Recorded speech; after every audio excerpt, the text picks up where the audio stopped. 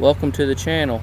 Today's video is going to be a little different than what I've been putting out lately. I'm not going to tell you how to fix something. I'm not going to put the GoPro in weird spots where the baler belts might eat it or the disc mower. Today I want to talk about a question that I get asked, well, it seems like a lot lately, and something that I've asked myself this year more than ever. Why do I farm? Or why do we farm? Why does the American farmer do what they do? Why do we bale hay till 1 in the morning or later? Why do we stay up with a newborn calf that's having issues just to watch it die? Why do we plant the crop just to watch the drought or the flood or deal with the rain, the snow, the mud? Why do we go through all this? Let me back up a little bit to my story. I grew up here in the heartland of America, and where I grew up in the small town, there was two types of kids like me, the ones that family farmed and the ones that wish they did. And I was the ones that wish we did. Grandpa, who's probably the man I spent most of my summers with. I mean, don't get me wrong, I look up to my father, but he had a day job, and by the time that I was old enough to start doing stuff, Grandpa had retired, and so spent most of my summers with my grandpa. He was a union operator, and up until the time I was 8 or 10, he had about a 80-some acre beef cattle farm. And you hear that song, "Daddy Won't Sell the Farm." Well, Grandpa did sell the farm. He sold all of it, but about 20 acres.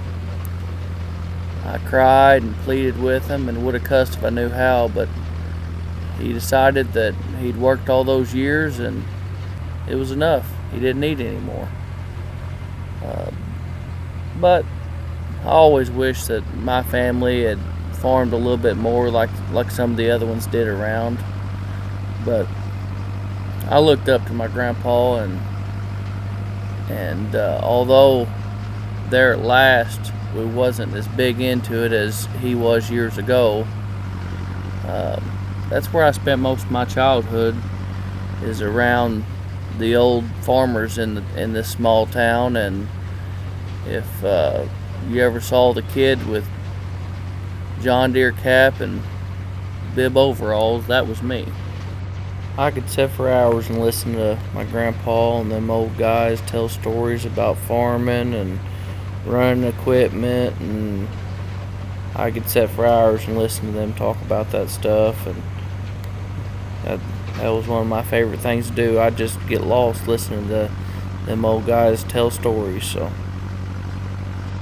but as I say, Grandpa pretty well sold about 3/4 of the farm, and all we got left now is about 20 acres. And I'm trying to build it back. You might say, why? Why are you going through all this to build it back? Because I want my children to grow up on a farm. Why is that? Because you learn stuff on a farm that you never learn anywhere else. Farming, you'll learn about life, learn about death. There's nothing like going out and seeing a brand new baby calf being born. And there's nothing that makes you appreciate the good ones than staying up all evening with a tired cow that's having trouble, and working all night just to have that little baby calf die. But you know what? We go through it every year. And farming is something that will teach you to appreciate what you have in life. You learn about money. If you're not good with money, you're not going to stay farming very long. Farm also teaches you about a hard day's work. Nothing like doing a hard day's work on the farm and looking at what you've accomplished and But I want my family to grow up around this, and I think it teaches good lessons. That's why I do it, one of the reasons. Another reason is heritage. As I said, my grandpa farmed this ground, and I know that his dad farmed this ground, and his uncles, and I'd sure like that not to stop with me. I'd like to see my kids and maybe grandkids farm this someday. Like I said, I know we don't have a whole lot left, and the way the property prices are in the housing market, I don't see getting a whole lot of ground, but I just always want to be around it. Farming's kind of like a drug. Once you get it in your blood, you just can't quit. And for me, pride's a big part of it. I mean, I've had some bad years. This year's been the worst I've ever had. I've lost a cow and 3 calves this year. All just, I want to say, bad luck. But I tell you what makes all the hard comings worthwhile is when I see somebody I look up to, one of the elders, one of the old farmers that I really look up to around the area, and somebody that's forgot more about this stuff than I'll ever know, and I'll see him and bump into him somewhere. They'll say,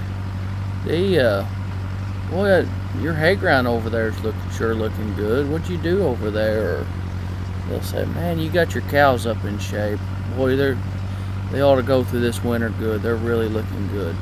I tell you, that is worth more than every dollar I've ever made off this farm. Just somebody telling you you're doing a good job, and it makes you feel like you're taking care of the land and you're taking care of your animals. And that's what we do it for, part of it. That's just like the other day I was talking to Grandma, which is probably one of the closest people in my life, and she was talking about somebody who I'd had some words with, some disagreements, and she told me, she said, you know, look at what you've accomplished. You've built it all yourself. You know, Grandpa had all this shut down, and you bought the ground and bought the equipment, and you know, you built all this yourself. And she said, frankly, she said, you don't have anything to prove to anybody. So that makes you feel good. Somebody telling you you're doing a good job, and keep on going. But I've never once did this for the money. I never thought I was going to get rich having some cows, or you know. And you've kept hearing me talk about cows and hay and farming, and I guess technically I'm more of a rancher than a farmer. But I've got my best friend. He does corn and soybeans, and I help him a lot, so I get that part of it too. I get to still do that, but I don't personally, you know, do the row crop stuff. We still call cattle farming, but if you're really, a lot of people would call what I do ranching, I guess. But anyway, we don't do it for the money, or I don't anyway. I'm just speaking for myself. If you do it for the money, then good luck with all that. But little small operation that I've got, I do it because I love it. I do it to preserve a way of life, and realistically, like I said, the main reason I do it is I'm trying to set something up for my kids. I just soon have my kids out in the hayfield bucking square bells like I did when I was a kid, than in the house on the Wii or the, you know, whatever they got now. That's how I want to raise my family. Hard work and good morals. Well, maybe one of these days when my time on this earth is done and I see Grandpa again up there at the pearly gates, maybe he'll pat me on the back and say, son, you took care of the ground, you took care of your family, you did a heck of a job. I'm proud of you. Now, that's all you can wish for in this life, but some of you out there know exactly what I'm talking about, and some of you never will. But if you've watched this long and made it this far in this video, you're my people. It means you probably feel like I do. So be sure and hit that like and subscribe button, and keep burning that midnight oil, and get that hay up and get that beans in the ground or whatever you're doing. I'm proud of you. Keep her going and drop back by when you can. I appreciate every single one of you for watching. Thank you. Goodbye.